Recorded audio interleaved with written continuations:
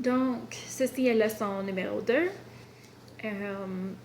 J'ai essayé de trouver des vidéos qui pourraient être plus intéressantes que me voir parler, mais j'ai pas trouvé quelque chose qui était aussi bien que moi qui fait juste expliquer un peu puis revoir un peu les notions qu'on a vues en salle de classe.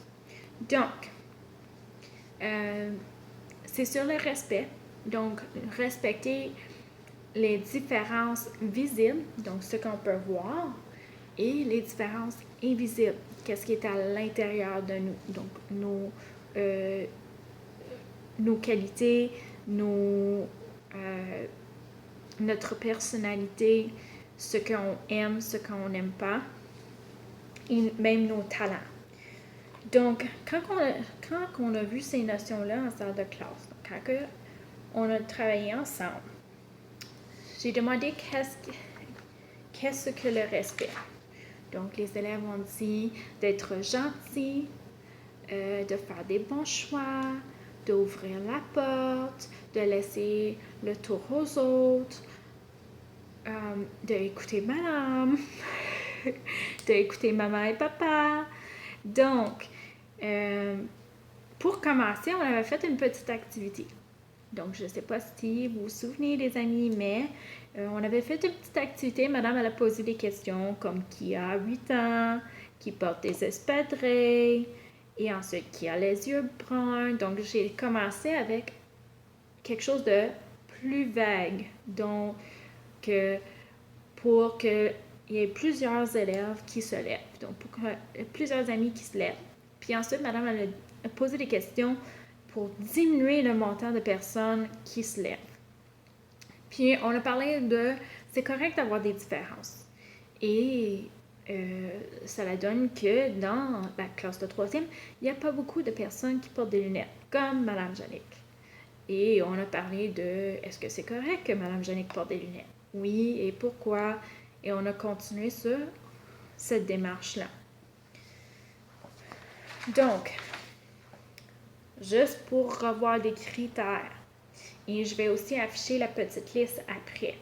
Parce que ceci va t'aider avec ta petite lettre ou ton petit poème que tu vas écrire plus tard dans la prochaine leçon. Donc, les différences visibles. Donc, on a parlé de la couleur des yeux, couleur des cheveux, couleur de la peau, les traits du visage, la taille, forme du corps. Hein? Il y en a qui sont plus grands, il y en a qui sont plus courts.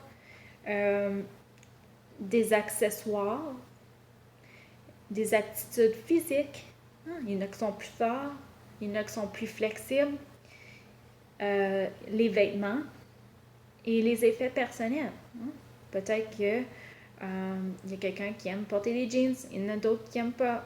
Peut-être qu'il y a certaines filles qui aiment porter des robes et il y a d'autres filles qui n'aiment pas. Ensuite, il y a les différences invisibles, ce qu'on ne peut pas voir. Donc, la capacité d'apprentissage, ça c'est difficile à comprendre. Donc, c'est comment qu'on peut apprendre. Donc, il y en a qui peuvent retenir plein d'informations. Et il y a d'autres amis que ça prend plus d'efforts. On doit travailler plus fort pour être capable de se souvenir de l'information. Et c'est correct ça. Et ensuite, il y a les compétences et talents. Donc, il y a des amis qui sont bonnes à faire de la danse. Et ensuite, il y a des amis qui jouent au hockey. Il y en a qui sont bons en art, puis il y en a qui sont bons en éducation physique. Et le contraire.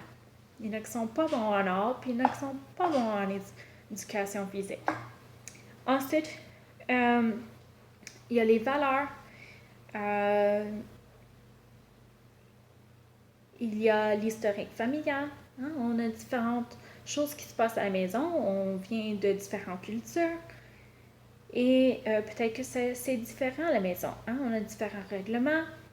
Il y en a qui peut-être qui vont pouvoir se coucher plus tard. Il y en a qui vont se coucher plus tôt. Préférences personnelles. Hein? Moi, j'aime la pizza. Peut-être que toi, tu n'aimes pas ça. Les allergies. Hein? Il y a des amis qui ont des intolérances et des allergies. Et est-ce qu'on est capable de voir ces choses-là au niveau physique? Non, on doit poser des questions. Donc, c'est le gros de la leçon. Je sais que c'était beaucoup d'informations. Je vais mettre les différences, un petit tableau avec les différences visibles et invisibles. Et c'est vraiment de respecter l'autre. C'est correct d'avoir des différences. Si on était tous pareils, ça serait un monde très plate. Hein? On apprendrait toute la même façon, on aurait tous les mêmes intérêts, on jouerait toutes les mêmes choses. Ce serait pas intéressant. C'est correct d'être unique et d'être différent. Donc, ceci conclut la leçon numéro 2 et j'espère que ça va bien aller avec vous et il vous reste seulement une deuxième petite leçon, une deuxième petite revue et ça va être votre travail final.